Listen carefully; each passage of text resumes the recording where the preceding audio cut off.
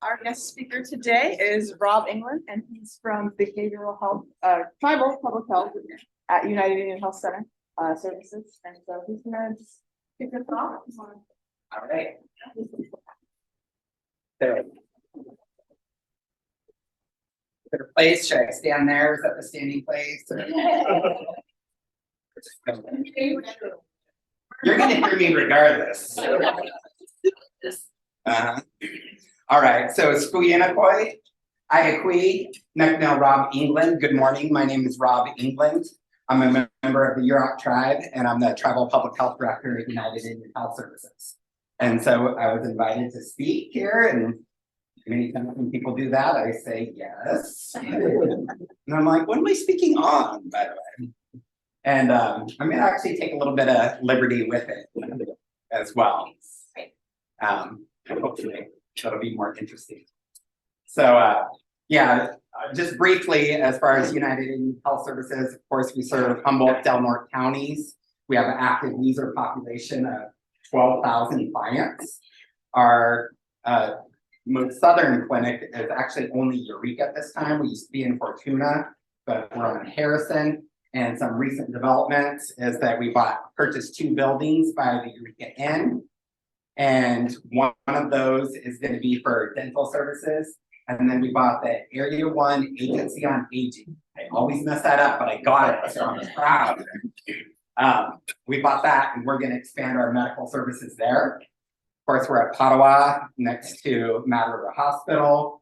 Go up north, we have a clinic in Klamath. And then we also have a clinic in Elk Valley, Crescent City, Smith River, and Witchpack.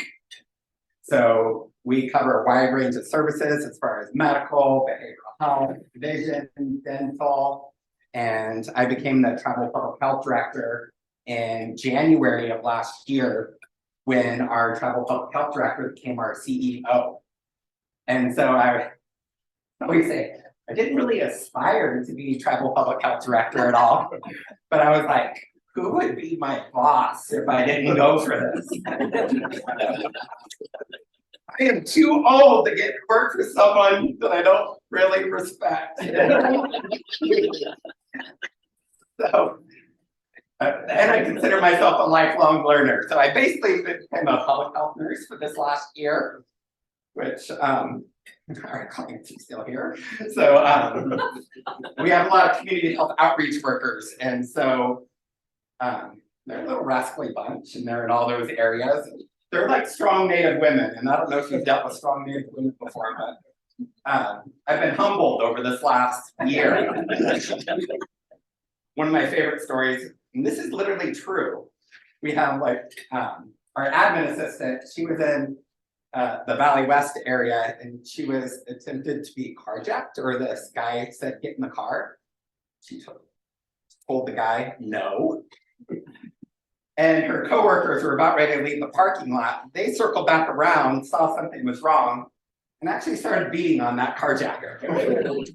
I'm like, this should have been a story in the news. But I supervise those.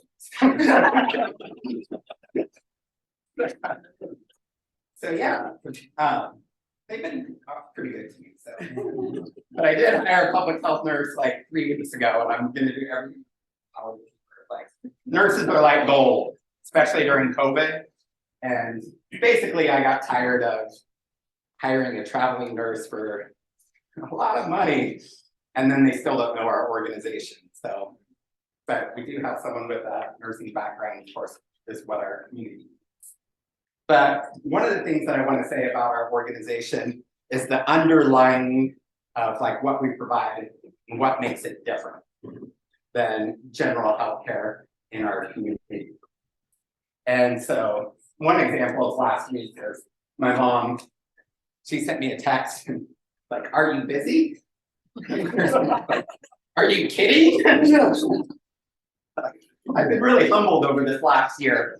And she's like, well, I'm outside, you know? And so it took me a little bit to get out of my office, and you've been to Padua, it's this big circle. I made the little circle, made around, I see my auntie, talk with her, and I never did see my mom. But But that's to me like some of the most fulfilling parts of working for an organization is being tribal and serving my tribal community and wanting to make it a better place. And I've always worked either for my tribe.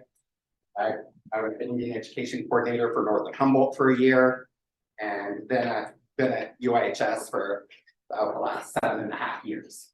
So I could tell you all about like the services that we provide. But one of the things that I did want to share is like through story as well. And I don't bring slides, as you probably could figure out. I didn't bring any. But I did bring a story that I contributed to a men's mental health book about a year ago. And it's a short story, and I think it's pretty interesting. You're going to learn a whole lot about me if you're interested. And then just some of the things as far as, being a Native person and just being connected to the land that we're on. So, like 10 minutes. Are you guys game for it? Yes? Yeah. All right. I got the invitation. You gotta take it. It's not the whole book, by the way. It's only 2 pages. So don't be worried. A little bit of a backstory of this too is that I was invited in this lady's national and suicide prevention, and of course I was extremely busy, and unfortunately I felt like I kind of ghosted her and I didn't respond in the time that I was supposed to, and I felt really bad. And so we have a mutual friend, and I asked for her address, and I sent her some Denver Bronco earrings because I know that she's a Denver Bronco fan. I'm like, I'm so sorry I couldn't participate. Think about me next time. Shipped it off in the mail. She reaches out. It's not too late. Okay. Much later down the road. Now I really got to do it. And then, of course, sharing a personal story too. And I would say nationally, when it comes to Indigenous issues, and I kind of got into suicide prevention pretty heavy about 11 years ago, is that there really wasn't representation on Indigenous issues at the national level. And so, of course, one of the sayings you may have heard is, if you're not at the table, you're on the menu, right? So we want to be at the table, we want to represent. And so I had a platform, and I was like, since I have that platform, I'm going to take it. And so I was really intentional about how I was going to share my own story. I think how she presented it to me, she goes, I could see you contributing in like 3 different ways. And she goes, through your own personal story, which I'm like, okay. We're on Indigenous issues. I'm like, that sounds great. And then she goes, or the forward. And I'll tell you what, my ego goes, the forward for like a mental health book, that's amazing. But then it just made more sense for me to just have, the story that I came up with. And the guy that got the forward is the executive director for the National Suicide Prevention Lifeline, Don Draper. I couldn't have that. But I checked my ego because I think this is just the best way for me to represent in the way that. All right, see if I can do this. Like currents in the Klamath River, trauma sometimes runs deep, rising and falling, reshaping everything in its path. My families have always been survivors. Long before I was born, they navigated the flood of invaders that poured into California to quench their thirst for gold and land. Watching villages swept away in its wake, homes emptied of Indian children sent to boarding schools, and despite being forbidden to sing, dance, pray, or speak in their native language, they endured. When my grandfather died in the river, a young father, gone in a moment, my mother and her sisters also became survivors. When my uncle was murdered at 21, they found strength in each other and continued on. Years later, after my aunt's suicide, pierced the stability and security I have always felt, it was my turn to find a lifeline in culture and family as a way through it. In Native communities, an auntie is like your mom, and your cousins are siblings. When my Aunt Kathy and my mom married brothers, she became my aunt 2 times over, giving me a big brother and with my cousin Rich. And then my aunt and my mom got pregnant together at the same time with my cousin Tina, and I got my first best friend. When I was younger, I never went to daycare. I just went to my auntie's. She could fill up a room with contagious, booming laughter, but just as easily disappear from other family functions. Actually, I'm really good at reading this. It's my eyes that are the issues. She liked being a little different, and we called her Auntie Crazy, a true prankster with a sign on her house welcoming people to the Space Center. But just as much as she would like to tease and embarrass you, she would have long conversations, wanting to know what you thought and felt if you were lucky enough to be in her world. Her mind was always thinking, shaping words into powerful prayers, poems, and meditations. She worried about the health of the Klamath River and how this would impact the health of our Yurok people, saying that water would be the next gold, and understanding its value far beyond the water itself. And sometimes she struggled, but most people do. It doesn't mean you expect a phone call on a quiet April evening, the night before a wrestling tournament, aware of your 8-year-old nephew sitting beside you, telling you that your second mom had died by suicide. I couldn't process that moment. That would take time. It still does. And I couldn't go be with my family. I had to stay with my nephew that night before he found out that his world had changed too. The emptiness was sudden and final. After she died, we took her back to the clan, back to the river, back to our family source of strength, where so many generations before her had lived, loved, and passed on. None of us could imagine her spirit being anywhere else. There's part of the Klamath River on the reservation that's named after my Yurok family, Blake's Riffle, where we have lived for generations. My mom would take us back to the res, turning off the highway just past the bridge between the gold-painted bears greeting us on each side. Bouncing along uneven pavement, we would stop by Auntie Ethel's grocery store to get our hugs, kisses, and candy, then skip down the road, shimmering in the heat, grateful as the shade of the redwoods took hold. A few more curves, and we'd see the sign for the Redwood Rest Campground, and we'd get another round of family love and affection with Aunt Edna. Hitting gravel after the last turn in the road, we would see our family's home, where Aunt Dorothy, Aunt Norma, and Nanny were waiting. I was really blessed to spend time with Nanny, my great-grandmother. She was born in 1890, and some of my earliest memories are sitting quietly with her on the long wooden deck, the cemetery behind us with generations of our family, the river in front.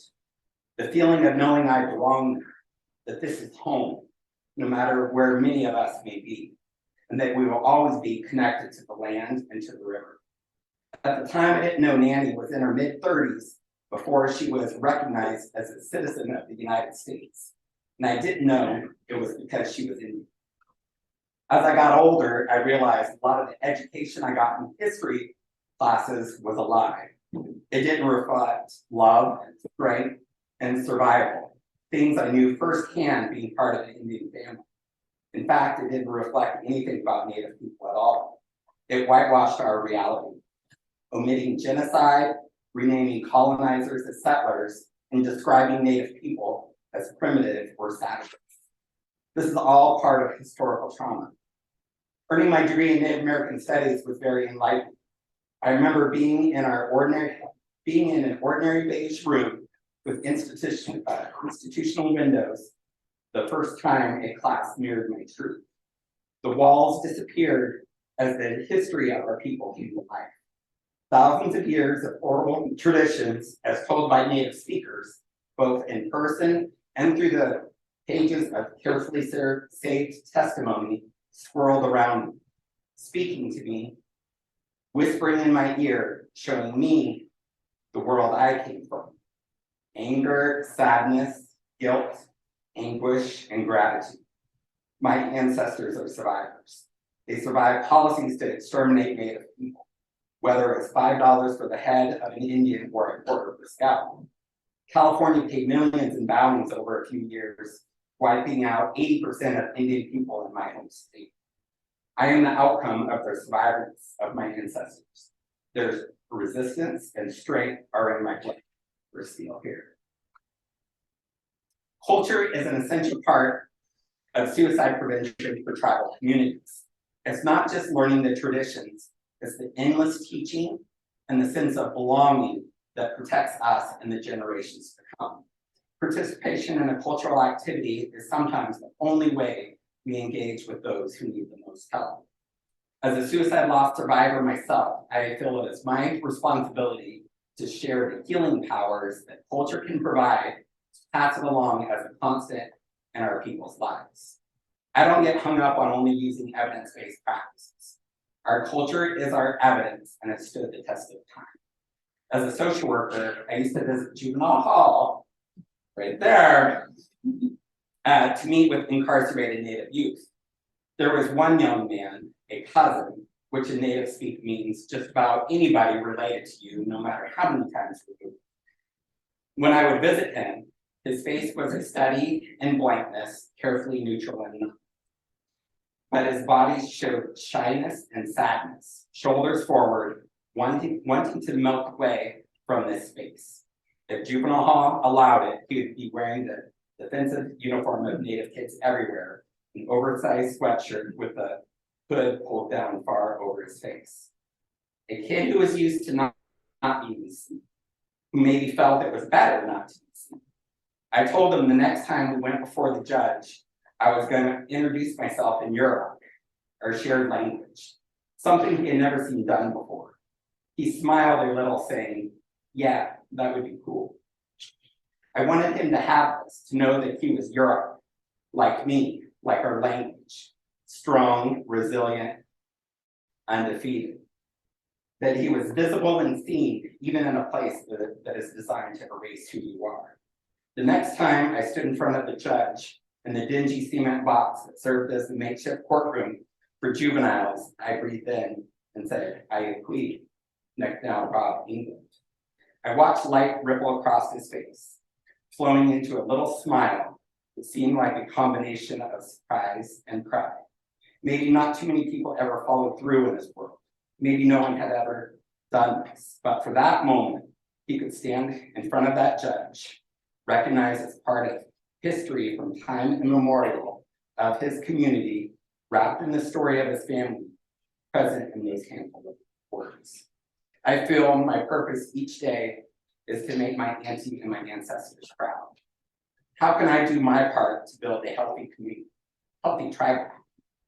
When we look at the loss of tribal members, we need to instill a sense of positive self-identity and pride, knowing who they are, the waterways and the land their ancestors are from. For me, this is life. When I stand at the river, I can see our family's land, our home, our cemetery. Out of all the places on earth, I know deeply and unquestioningly that this is where I belong, where I am from. Tied to thousands of years of history, countless generations, our story flows in the shape of water. Sometimes like a ripple, breaking against the rocks in a rapid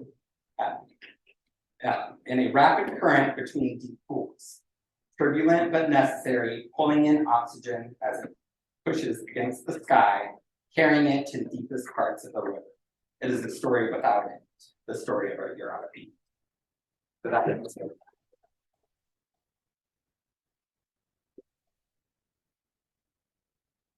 And I think that's what can make us unique from others. When you talk about UIHS, we talk about healing the mind, body, and spirit, and not siloing that to one thing as far as a physical health condition.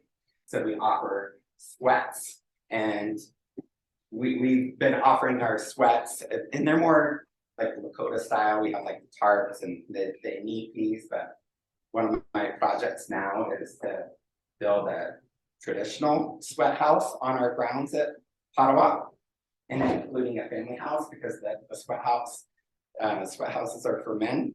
So I've been meeting with community leaders. Sounds a whole lot easier said than done because of some of the insurance thing and structure and arcata and then unfortunately, like a lot of the WIA knowledge has been lost. Of course, what happened on their island, and some of the people that hold that knowledge are Yurok people. So we don't want to just plop down a Yurok structure on WIA land and to get buy-in from our community. But I would say the essence is, you know, when I think about our programming, is how can we indigenize it to connect to our community and to get those folks in for services that they need. So I could keep going, but you could ask me questions. What does a sweat mean? Oh, it's more of like a purification like ceremony. To like release like those toxins. So like, you know. I'm imagining a sauna. So. Yeah, yes. Yeah, I've been to a few sweats and they're pretty neat. There's a fire and there's, you know, the sweat lodge. They'll bring in ceremonial rocks that present. And then there's they bring in ancestors, earth, sky, and essentially it's a prayer room and it's a sweat lodge. So there's sweating ceremony, someone different prayers for different people, whether it's yourself or others. And it's a beautiful experience. It's a wonderful service. An opportunity to give us. But I'm like a person too that just, you know, there's not a one size fits all approach that connects people. So I want to provide as many different ones. You know, some people may connect just to Western primary care model, great. But some people really connect with culture, and I want to offer that too. Like whatever it is to achieve wellness, right? Yeah. Mm-hmm. I was curious some of the programs you had and related to wellness for youth, especially coming out of the pandemic, and the impact there. And some of your thoughts on, you know, what you're looking at in the future, helping that. Yeah, and so, and I know during COVID, people were saying, oh, suicides are like at all-time high, and that necessarily wasn't true. There was actually like a little bit of a dip, but there was like an increase in anxiety, depression on some of these screenings for many different reasons, right? And to me, it could almost be like the after effect is the time is kind of like now as we come out of it. And, you know, a lot of us have lost something in these last few years. So of course we have our counseling services. One of the things that UIHS does have is a teen advisory group. And I would say sometimes community has looked at that as, oh, my teen's struggling and get them in there, but it's not like a treatment, right? So it's more just a group for teens to connect with one another. We actually teach them on health education topics because, sorry, but like youth ain't listening to me when I tell them stuff. But if we have those youth and we can teach our youth, then they could go back to their peers and teach them that information. And so a lot of times we, you know, over this last basically 10 years, we've been able to teach them a lot on suicide information, suicide prevention information, tobacco, vaping. And sometimes I think our health educators got frustrated and they were just like, you know, they're not focused, they're not listening. We did like a 2 truths and a lie and would give them a little and make them walk in a room on these facts. And on tobacco and suicide prevention, they were getting it right. They were absorbing a lot more than what their health educators thought they were. And we had recently got an opioid grant, and we really hadn't taught that information to them. And so when we gave them the two truths and a lie and have them walk around the room. They were getting that wrong, which kind of made sense because we hadn't taught them. And so, You said a grant, where does UIHS funding come from? and so in tribal public health, much of it is we're heavily grant funded. So a lot of the grants that I've been under are under the Substance Abuse Mental Health Services Administration. We've had some CDC grants, some Indian Health Services. I'm sorry, speaking acronyms all the time. I'm a new public health nurse, making sure that I spell everything out these days. And they understand who they're funding and give you the latitude to do things differently than other. Not communities. always, you know, right? Like grants, sometimes you have to stay between the lines, but sometimes you find out some of the gray areas, right? And so for a lot of federal grants, one thing the feds do not like to do is buy food, right? But food could actually bring people together. And I know that there was this one grant that I had, and I'm like, okay, so we wanted them to have like healthy eating, right? And so we actually could buy them or basically give them like a recipe for a healthy meal. And then they would come to our farmers market. And what it was is an educational toolkit on healthy eating. So we get all the vegetables and stuff with the recipe, and then they could take it. But I couldn't flat out buy them, right? So you kind of figure out some of those things where, you know, it'd be a little easier if you can invite people for a meal like this and bring people in, because food really does, it's a big draw. But we do provide a lot of incentives, and many of our grants have a cap at $30 a person. And many times that's an exchange of, in essence, data, like a survey that we collect from them. And we're able to provide an incentive for their time, right? Or we've had a lot of community meetings as far as for our sweat house project and family house project. And, you know, the workers are there and they're getting paid. And I'm not on salary, people owe me. But we want to honor their time as much as we can. Oh man, how are you? When did you sneak in the door? Tell me about Kansas. About Kansas. Yeah, so like we're really fortunate as far as like in our area. When you think of like colonization coming from basically the eastern seaboard, and there's some contact in Southern California too, but we're really fortunate for Indian people to not have been relocated. So these are our ancestral lands. And so we still have our ceremonies here. Brush dance, like a healing of like a sick child. Jump dance as well, white deer skin dance, and those are like a healing for the world. So when our people pray, those are like high dances. Those last two are every 2 years. And so the Hoopa have theirs, Yurok have theirs, and then there are several brush dances throughout the summer as well. And I invited Joyce to one. Well, I invited you once, you came, and I was really impressed. I was like, It's an all-night thing. yeah, I was like, Judge Heinrichs is in my living room. Any